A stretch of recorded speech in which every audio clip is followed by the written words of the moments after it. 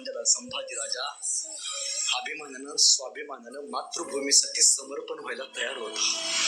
हापशे जवळ आले, संभाजी राजांच्या जवळ आले. हापशेंनी तलवार बाहेर काढली, सप्प करणा तलवार चालवली. संभाजी राजांची गर्दन मातीमध्ये खाली पडली.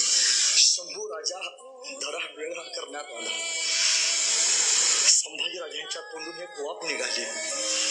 वाफेबरोबर माती आकाशात उंच उडाली आणि उडणाऱ्या मातीला माझा संभाजी राजा सांगत गेला, सांगा आबासाहेबांना, सांगा आबासाहेबांना, तुमचा छावा मातीत नाही मेला, तुमचा छावा मातीसाठी मेला.